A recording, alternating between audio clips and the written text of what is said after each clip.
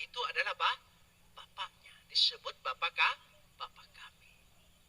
Tapi mengapa ketika Yesus menyatakan Tuhan itu Bapaknya, orang Yahudi begitu marah dan menganggap itu sangat sesat?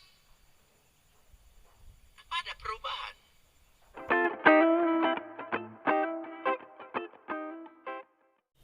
Saat ini kita masih mengikuti ibadah dari rumah saja, dan kita akan mendengarkan khotbah dan mengikuti doa yang dibawakan oleh Bapak Pendeta Dr. K.A.M. Yusuf Roni yang mengambil pembacaan di dalam Yesaya 63 ayat 15 dan 16.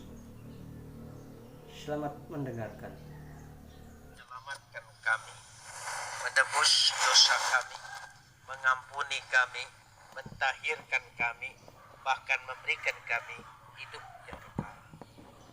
Karena itu kami ingin memuji dan mengucap syukur kepadamu atas segala kasih, karunia, anugerah, limpah rahmat dan berkat, atas segala pemeliharaan Tuhan, perlindungan Tuhan, penyertaan Tuhan yang begitu sempurna dalam kehidupan kami. Kami ingin menyerahkan seluruh kehidupan kami ini ke dalam tangan-Mu. Biarlah Engkau senantiasa memelihara kami, menyertai kami, dan membimbing kami. Karena sabda-Mu itu menjanjikan kehidupan yang kekal kepada kami. Dan karena itu Bapa, tolonglah berikanlah kami hikmat, marifat, dan berkat sorgawi. Roh-Mu itu sendiri yang membuka pikiran dan hati kami, bahkan jiwa kami, supaya firman-Mu itu memberikan kekuatan, memberikan harapan kepada kehidupan kami. Terima kasih Bapa, dalam nama Yesus kami berdoa.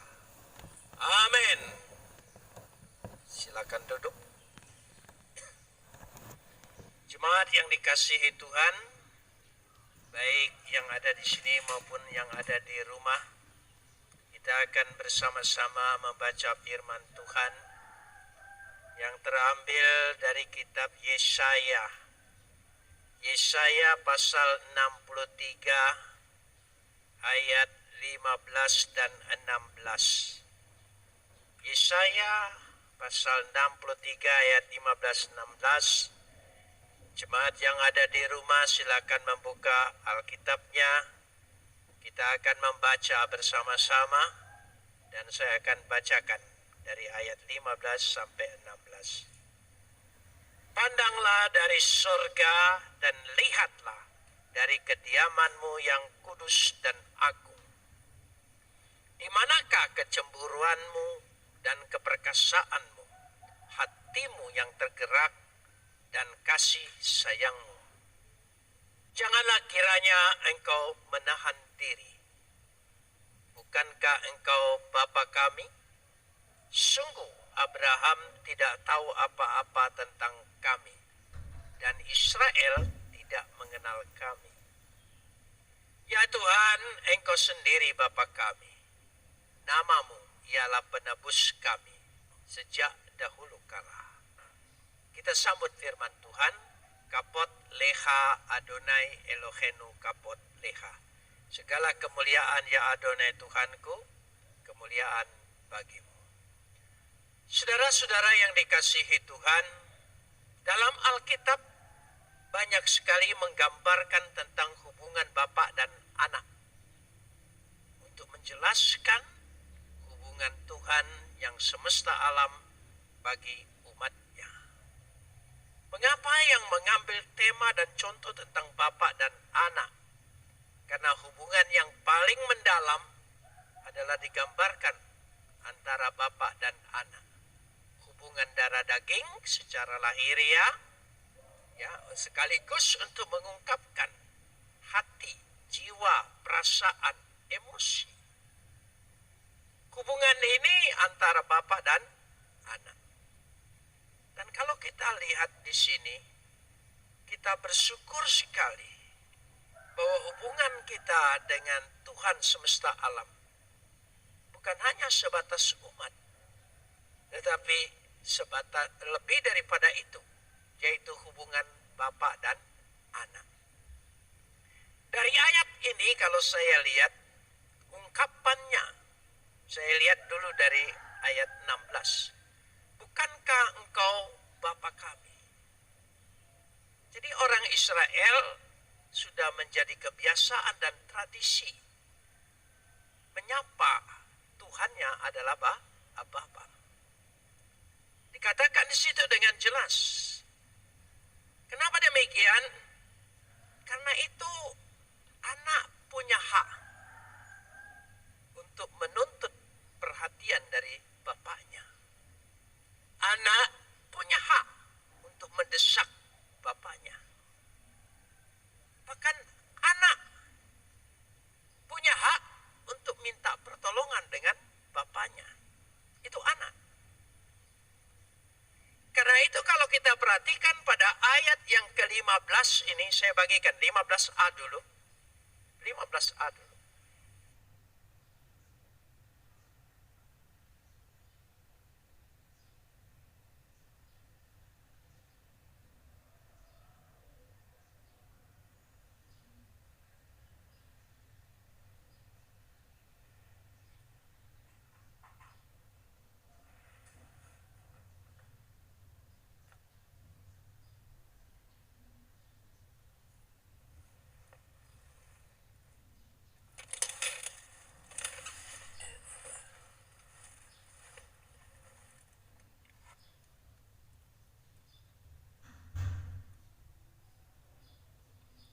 Pandanglah dari sorga dan lihatlah dari kediamanmu yang kudus dan agung.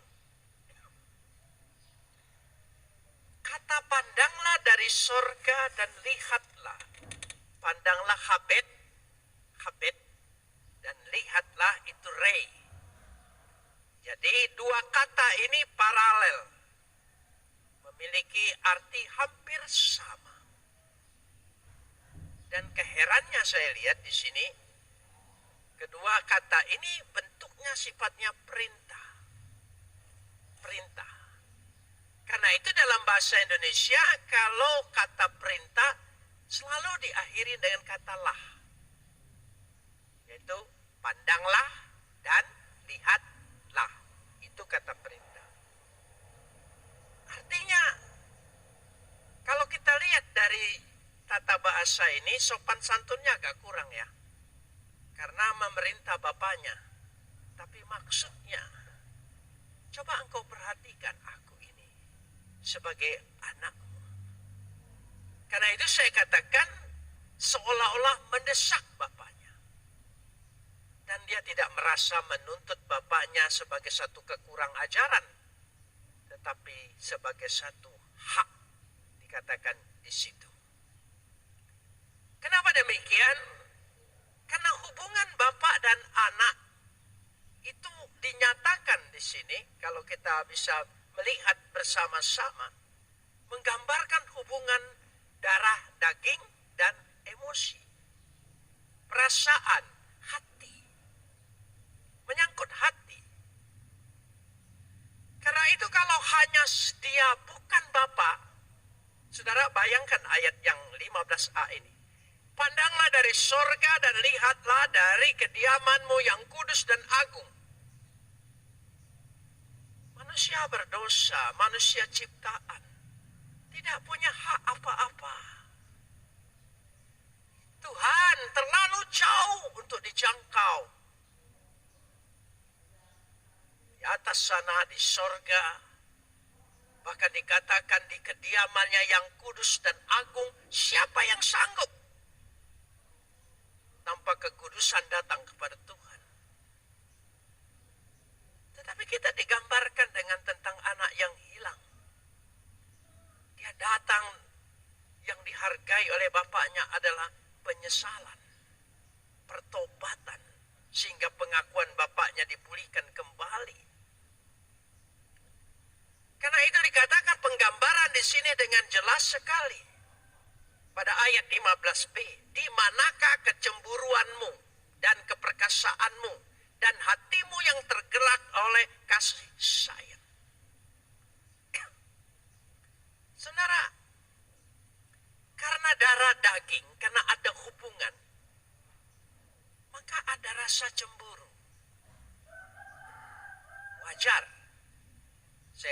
saudara tidak pernah cemburu kalau dengan orang yang tidak ada hubungan dengan Anda. Ya. Tapi ada yang bertanya dengan saya, bagaimana? Ada orang cemburu atau iri hati. Saya bilang iri hati dan cemburu ada perbedaan yang jelas sekali. Kalau iri hati itu melihat keberhasilan orang dan sekaligus dia melihat dirinya tidak berhasil. Itu sebabnya lahir iri hati. Kalau kecemburuan itu ada hubungan emosi. Hubungan emosi. Maka disebutkan di sini kin'atha. Kin'atha. Dia tidak bisa hanya diterjemahkan kecemburuan, tetapi semangat. Semangatmu, amarahmu, gairahmu. Itu yang dimaksudkan. Lalu kata ugefuroteha adalah keperkasaan, kejayaan. Keperkasaan, kejayaan, kebolehan, kekayaan bapaknya sudah barang tentu menjadi kebanggaan bagi anaknya. Bahkan anaknya berhak untuk mengakui itu harta bapaknya dan itu milik bapaknya. Dan kenapa semua ini diungkapkan di sini dengan jelas sekali? Bahkan sampai ada raungan dikatakan di situ. Raungan. Ya. Kata raungan, hatimu yang tergerak oleh kasih sayangmu, hamon. Hatimu yang tergerak. Ini hubungan ini semua berakar dari hati. Hati. Kenapa ada hati antara bapak dan anak? Meha, hati. Ya. Kata meha diterjemahkan hatimu oleh lembaga Alkitab. Kata ini berasal dari me. Sebetulnya menunjuk kepada organ tubuh yang paling dalam. Sebetulnya harus diterjemahkan kandungan atau rahim. Coba kita lihat Kejadian 15 ayat yang keempat dulu. Untuk menunjukkan kata hati di sini, ya, untuk ada hubungan.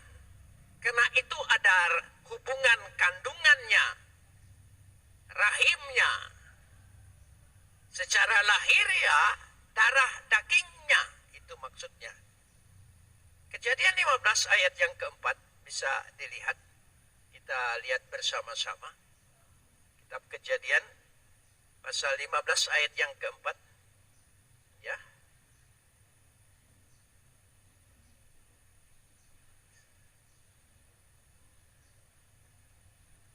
Kita baca bersama-sama saja. Kejadian pasal 15 ayat yang keempat.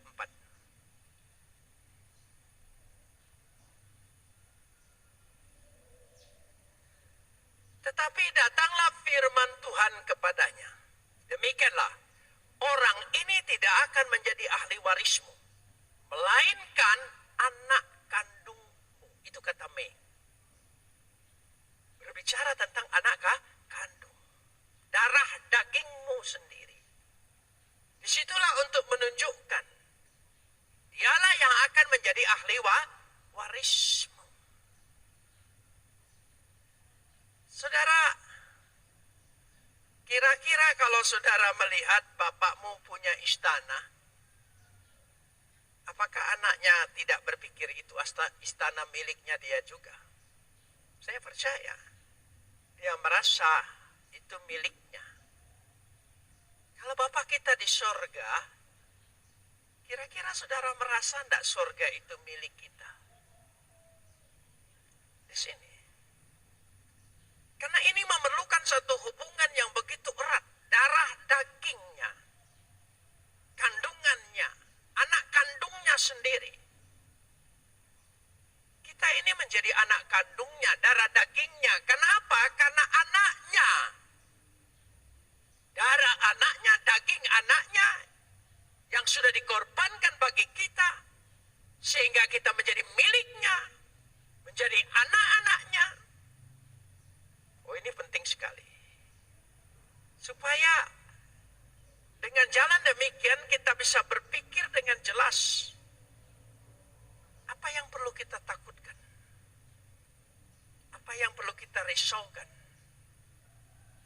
kita sungguh-sungguh merasa anak-anaknya dia. Tidak mungkin bapak menelantarkan anaknya. Kalau ada di dunia ini, itu kekecualian. Kekecualian karena dosa. Karenanya pada ayat 15c dikatakan, janganlah kiranya engkau menahan diri. Hit apaku. Janganlah engkau menahan diri. Ini tidak berbicara menahan diri, Tuhan menahan diri seperti itu. Tapi saya baca di sini, ini kata ganti orang ketiga jamak. Artinya merujuk kepada ayat 15b, kecemburuan, amarah, semangat, keperkasaan, raungan batinmu Tuhan, itu semua jangan engkau tahan. Karena aku anakmu. Aku milikmu, aku darah dagingmu. Itu yang dimaksudkan. Dengan jalan demikian, hubungan ini hubungan yang paling erat sekali. Karena itu kita menyebut dia Bapa kami. Ayat 16a kita lihatkan. Bukankah engkau Bapa kami? Ki ata abinu. Kata ki sebagai penghubung, bukankah? Ini pada ayat 16a. Coba kita lihat ayat 16b. Sungguh. Itu kata ki. Jadi kata ki diterjemahkan pada ayat 16a adalah bukankah. Sebetulnya bukankah sebuah satu pertanyaan, ragu-ragu, tidak pasti? Bukan. Karena kata ki bisa diterjemahkan sungguh. Sungguh aku anakmu. Sebab secara harfiah kata ki itu diterjemahkan sebab, karena. Sebab karena sungguh aku ini anakmu. Oh itu. Jadi hanya susunan tata bahasa Indonesia yang di awal katakan bukankah, bukan sebuah keraguan.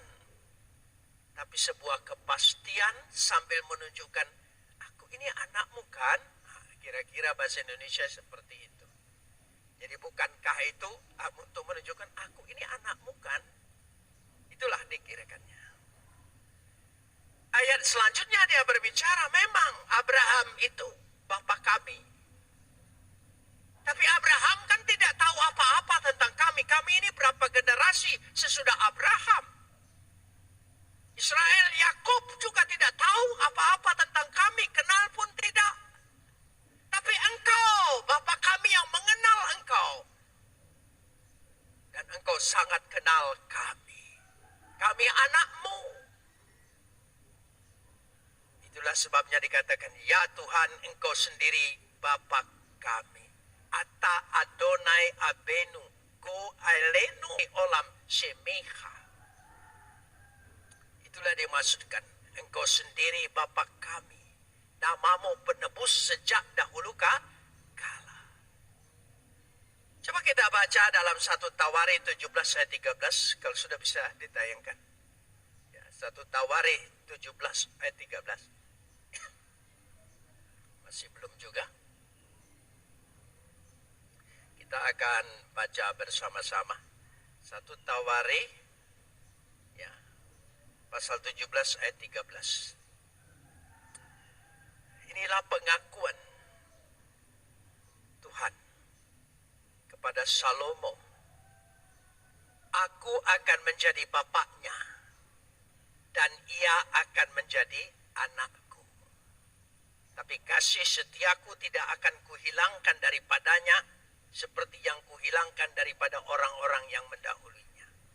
Karena dia anaknya. Bapak bisa marah kepada anaknya. Tapi makin marah sebetulnya bapaknya makin menyiksa dirinya.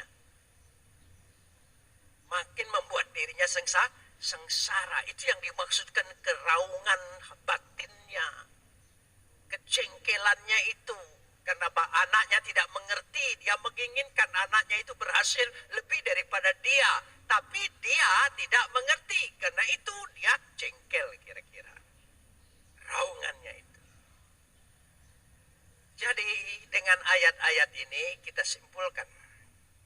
Artinya, umat Israel penyebutan kepada Adonai, Tuhan adalah Bapa kami, sudah menjadi tradisi keagamaan Yahudi. Pertanyaannya sekarang masuk, supaya kita mulai mikir bersama-sama. Lalu, ketika Yesus mengatakan Tuhan Adonai itu Bapaknya, mengapa orang Yahudi begitu marah sehingga mau membunuh dia? Bukankah itu sudah tradisi? Mari kita lihat bersama. Kita ingin lihat bersama-sama. Yohanes 15 ayat 17 dan 18. Yohanes 15 ayat 17 dan 18. Kita ingin pelajarin supaya kita tahu. Ya, sekali lagi tadi saya ingatkan. Ya, orang Yahudi dari sejak perjanjian lama sudah terbiasa menyapa Tuhan itu adalah Bapaknya. Disebut Bapa kami. Tapi mengapa ketika Yesus menyatakan Tuhan itu Bapaknya, orang Yahudi begitu marah dan menganggap itu sangat sesat? Apa ada perubahan? Apa ada yang lain? Yohanes 15 ayat yang ke-17. Yohanes 5 maksud saya, sorry. Yohanes 5 ayat 17. Yohanes 5. Yohanes 5 ayat 17. Ya, Yohanes 5. Tapi ia berkata kepada mereka, ya coba, Bapakku bekerja sampai sekarang, maka aku pun bakal bekerja. Di mana salahnya? Ayo kita lihat bersama, di mana salahnya? Ngapa mereka begitu marah? Ho pater mo, Bapakku, Heos. Sampai sekarang, erga zomai bekerja. Kago dan aku juga bekerja. Tapi reaksi orang Yahudi ayat yang 18. Yohanes 5 ayat 18. Sebab itu, saudara perhatikan, orang-orang Yahudi lebih berusaha lagi untuk membunuhnya, bukan saja karena ia meniadakan hari Sabat, tapi juga karena ia mengatakan Tuhan itu adalah Bapaknya.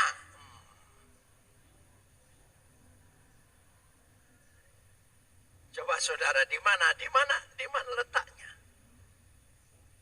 Kalau hanya dia melanggar hari Sabat, Yesus tidak disalib. Tidak perlu mati, cukup dicambuk. Itu hukum Yahudi. Tapi dia sampai disalib mati karena dia berani menyatakan bahwa Tuhan itu adalah Bapaknya. Ya, kembali lagi ayat 18. Ayat 18 tadi. Ya. Adalah Bapaknya. Sendiri dengan demikian, coba, ya, menyamakan dirinya dengan Tuhan. Rupanya ada konsep yang berbeda. Ketika Yesus menyebut Tuhan itu Bapaknya, itu tidak sama dengan orang Yahudi. Bapak kamu itu, ya, tapi aku Bapa, aku sungguh-sungguh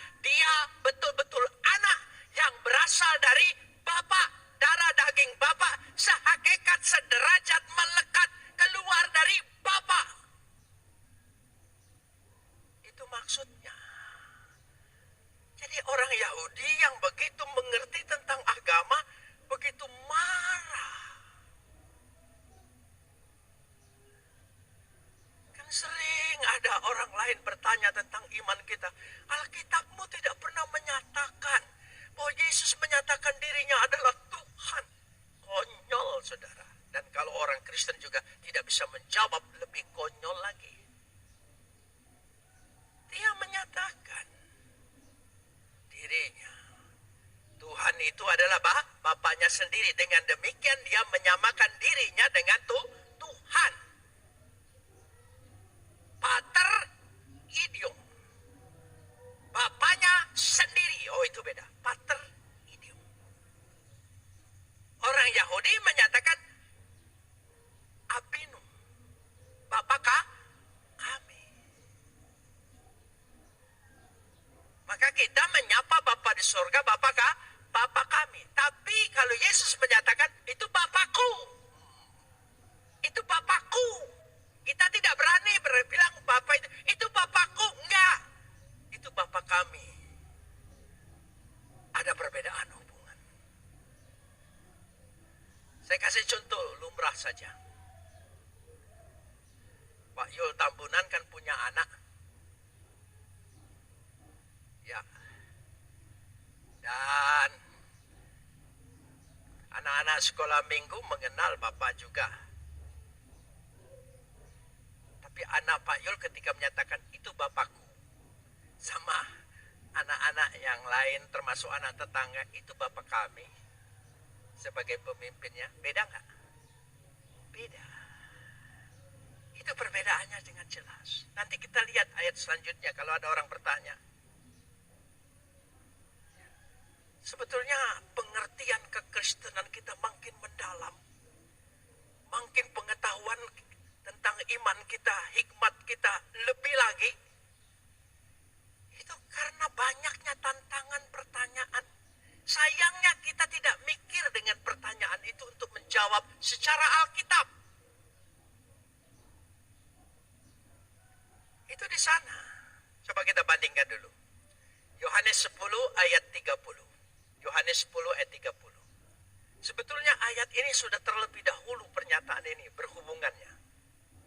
Ya. Yohanes 10 ayat 30. Coba kita lihat bersama-sama. Ya. Masih belum bisa juga. Kalau belum bisa kita baca bersama-sama saja.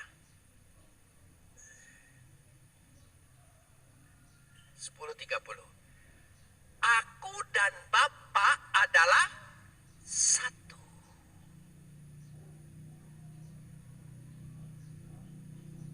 Itu bedanya.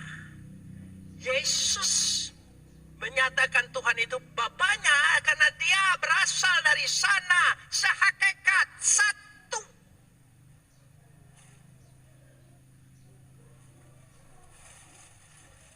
Ayat 38. Yohanes 10 ayat 38.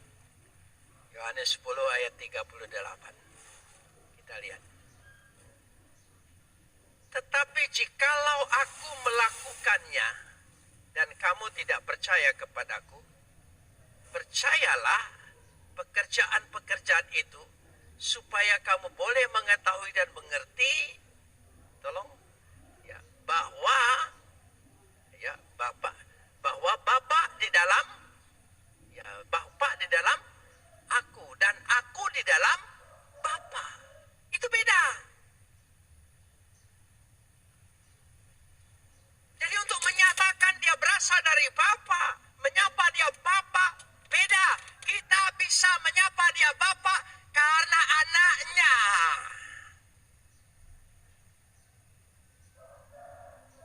Sehingga menjadi Bapa kami. Karena Yesus sebagai pengantara kita. Karena anaknya. Sehingga kita berkenan menyapa dia. Ya Aba, ya Bapa. Itu bedanya. Karena dikatakan dengan jelas sekali. Itu Bapakku. Ya, itu Bapakku. Kita lihat lagi ya. Yohanes 14 ayat 9. Yohanes 14 ayat 9. Supaya kita yakin tahu itu bedanya. Karena nanti saudara akan ditanya. Yesus berkata itu Bapakku dan Bapamu. Loh, kok dia punya Bapak sama seperti Bapak kita? Enggak sama. Kita menyapa Bapak itu beda dengan Yesus menyapa Tuhan itu Bapak. Nah, itu ayat sebelumnya tadi sudah kita lihat bersama. Yohanes 14 ayat 9. Kata Yesus kepadanya, telah sekian lama aku bersama-sama kamu, Filipus, namun engkau tidak mengenal aku. Barang siapa telah melihat aku, ia telah melihat Bapa. Bagaimana engkau berkata, tunjukkanlah Bapa kepada kami, karena aku itu sama dengan Bapa.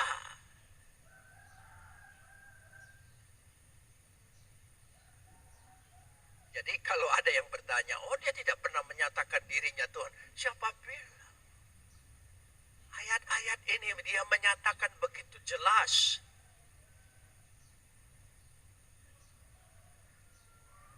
Apakah saudara setiap hari punya anak lalu berkata, aku bapamu? Nggak perlu. Nggak ada. Tapi kalau ada orang ingin ngaku-ngaku, Bapak, aku ini anakmu, oh bisa jadi. Bisa jadi. Di situ jelasnya. Mari kita lihat lagi. Ayat yang ke-10. Yohanes 14 ayat 10. Yohanes 14 ayat yang ke-10. Tidak percayakah engkau bahwa aku, coba, di dalam Bapa dan Bapa di dalam aku. Ini yang maksudnya sehakikat, sederajat, melekat. Itu bahasanya. Ya, supaya saudara tahu, karena populer istilah kita itu GKA itu seperti itu. Dari mana? Ya. Apa yang aku katakan kepadamu tidak aku katakan dari diriku sendiri.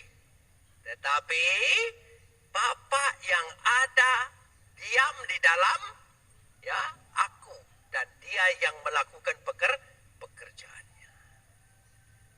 Itu jelas sekali. Nah, karenanya saya ingin mengajak kita bersama-sama. Yohanes 20 ayat 17. Yohanes 20 ayat yang ke-17. Kita ingin baca bersama-sama dulu supaya kita bisa melihat. Kata Yesus kepadanya, janganlah engkau memegang aku, sebab aku belum pergi kepada Bapa, tapi pergilah kepada saudara-saudaraku. Katakanlah kepada mereka bahwa, coba selanjutnya, sekarang aku akan pergi kepada Bapakku dan Bapamu, dan kepada Tuhanku dan kepada Tuhanmu. Loh, kok dia Tuhan, tapi punya Tuhan? Itu kan pertanyaan. Bapak tadi kita sudah tahu kan? Ya, Bapakku, coba kita lihat ayat ini lagi. Coba kita lihat masih ayat ini. Kita lihat. Sekarang aku akan pergi kepada Bapakku dan Bapamu, kepada Tuhanku, kepada Tuhan. Aku akan pergi. Anabainu, aku akan naik. Bukan pergi, tapi naik. Proston patera mau. Proston patera kepada Bapakku. Ya, kai patera humon dan Bapamu. Kai teon mau kepada Tuhanku. Ya, kai teon humon kepada Tuhanmu. Jadi sudah dijelaskan tadi kalau dia berbicara Bapakku dan Bapamu adalah beda. Aku kepada Bapakku akan pergi karena aku berasal dari Bapa, dan itu menjadi Bapamu karena aku. Itu menjadi Bapamu karena aku. Karena engkau percaya aku. Kan dia bicara kepada murid-murid, sampaikan kepada saudara-saudaramu. Sampaikan itu semua. Sehingga dikatakan dengan jelas sekali, Tuhanku, Tuhanmu. Kalau dia menyebut itu Tuhan, itu menunjukkan dirinya berasal dari itu Tuhan. Sehakikat dengan Tuhan. Beda dengan Tuhanmu. Itu betul-betul Tuhanmu karena engkau kenal dia dari aku. Tidak seorang pun pernah melihat Bapa kecuali melihat anak. Orang yang sudah melihat anak berarti melihat Bapa. Itu. Supaya pondasi iman kita tidak tergoyahkan saya harus bicara ini? Mungkin karena situasi seperti ini bisa ada orang bertambah rohani, bertambah iman, tapi bisa orang juga mulai banyak bertanya-tanya tentang imannya. Karena mungkin mendengar sana dan sini sudah tidak terbina lagi. Tetapi kalau dia menguatkan iman percayanya bahwa Tuhan itu, jadi bukan Tuhan punya Tuhan, bukan. Tapi dia untuk menyatakan dirinya Tuhan karena berasal dari Tuhan. Tapi engkau punya Tuhan, engkau tidak berasal dari Tuhan. Tapi engkau bisa menyapa dan kenal Tuhan karena kenal aku. Supaya kita jelas. Karenanya kalau saudara membaca kemudian, beda kalau dia menyatakan itu. Coba kita baca Wahyu 3 ayat 12, ayat yang terakhir. Wahyu 3 ayat 12. Kita lihat supaya kita bertahan. Barang siapa menang, kita harus bertahan kuat. Ya. Ia akan kujadikan soko guru di dalam bait suci Tuhanku. Ya, jadi jelas dia bukan punya Tuhan. Tapi Tuhanku maksudnya hubungan keilahiannya dengan Tuhan. Dan tidak akan keluar dari situ. Dan padanya akan ketuliskan nama Tuhanku. Artinya keilahianku. Kan dia berasal dari yang kekal. Sekali lagi, dia berasal dari sang kekal. Dia firman yang kekal berasal dari Tuhan yang kekal. Ya, kita lanjutkan. Nah, firman yang kekal ini dikorbankan oleh Bapa. Jadi, ketika kita percaya menerima korban firman yang kekal, kita beroleh hidup yang kekal. Itu sebabnya kita memiliki kehidupan yang kekal. Barang siapa percaya tidak binasa, melainkan beroleh hidup yang kekal. Kalau ayat itu tidak dimengerti asal mulanya, mendadak seperti itu kita tidak mengerti, bukan sekedar percaya.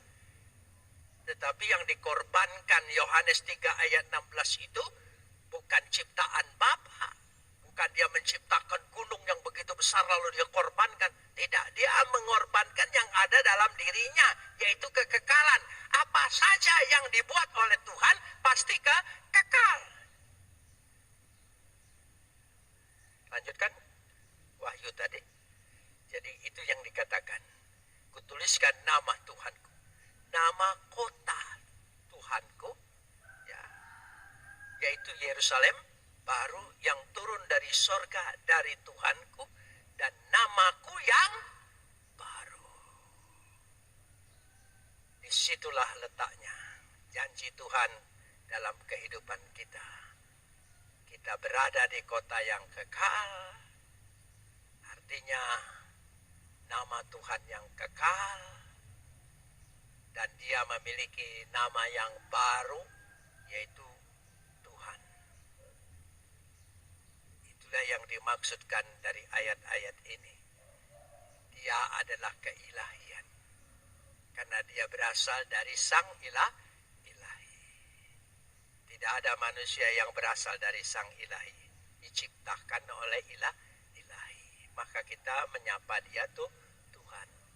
Jadi beda banget, beda benar kalau Yesus mengatakan Tuhanku, lalu kita mengatakan Tuhanku dan saudara katakan sama, itu berarti saudara orang itu tidak mengerti apa yang dimaksudkan oleh Yesus. Karena itu dia katakan tonteon, ya, bukan hoteon. Jadi di situ untuk menyatakan dengan jelas. Jadi kasih sayang Bapa yang luar biasa yang Tuhan berikan kepada kita. Tidak perlu kita takut, tidak perlu kita kecewa, tidak perlu kita khawatir. Karena kita adalah anak-anak yang sah. Karena ditebus oleh anaknya sendiri. Bapa Bapa kami di surga, kami mengucap syukur dan berterima kasih. Ada segala kasih, karunia, anugerah, limpah rahmat dan berkat. Ada segala pemeliharaan Tuhan begitu sempurna dalam hidup kami. Perlindungan senantiasa menaungi kami. Kasih setiamu yang senantiasa menyertai langkah-langkah kami. Kami memuji dan mengucap syukur buat karya Yesus Kristus yang sudah menyerahkan nyawanya, memberikan tubuhnya dan darahnya bagi penebusan kami. Dia datang dari Sang Kekal, dan kekekalan itu menebus kami. Kami percaya kami beroleh kehidupan yang kekal. Terima kasih Bapa. Kami mengucap syukur untuk semua itu. Biarlah Roh-Mu yang kudus itu menguasai diri kami, memelihara roh dan jiwa kami, dan menyertai langkah kami. Peliharakanlah kami semua anak-anak-Mu, baik yang di sini maupun yang ada di rumah tangga masing-masing, yang saat ini sedang mendengar firman-Mu. Jauhkan kami dari segala malapetaka, mara bahaya, dari segala niat-niat orang jahat, dari segala kecelakaan, bencana, panah api setan yang beracun, godaan dan cobaan. Jauhkan kami dari sakit, penyakit sampar, penyakit menular, wabah virus corona. Halaukan itu semua dari kehidupan kami, dari hadapan kami, anak-anak-Mu. Kami berdoa Tuhan berkati para ahli untuk menemukan segera vaksinasi dari corona ini. Berkati juga dokter dan tenaga medis yang lainnya yang merawat orang-orang sakit. Tuhan berkati, berikan kekuatan imunitas tubuhnya dan sukacita kepadanya. Tuhan berkati. Halaukan itu semua dari hadapan anak-anak-Mu, sehingga kami dapat hidup dengan sejahtera kembali. Bapa, semua rencana gereja ini untuk memulai ibadah dalam new normal pada bulan Agustus, Tuhan sendiri yang memperkenankan kami, membuka jalan bagi kami, memberikan hikmat marifat bagi kami, kapan kami membukanya. Terima kasih Bapa, sempurnakanlah doa kami yang tidak sempurna ini. Biarlah Roh-Mu yang kudus membawa kehadirat-Mu segala pokok doa kami, beban keluh kesah kami, kehadiran Bapa di sorga. Bapa kami di sorga, dikuduskanlah nama-Mu, datanglah kerajaan, jadilah kehendak-Mu di atas bumi ini seperti di surga. Berikanlah kami pada hari ini makanan kami yang secukupnya, dan ampunilah akan segala kesalahan kami, seperti kami juga telah mengampuni orang yang bersalah kepada kami. Dan jangan bawa kami pada pencobaan, melainkan lepaskanlah kami daripada yang jahat, karena Engkau yang punya kerajaan dan kuasa dan kemuliaan sampai selama-lamanya. Amin. Terima kasih sudah mengikuti khotbah ini. Dengan harapan kita dikuatkan dalam iman dan pengharapan. Terpuji nama Tuhan.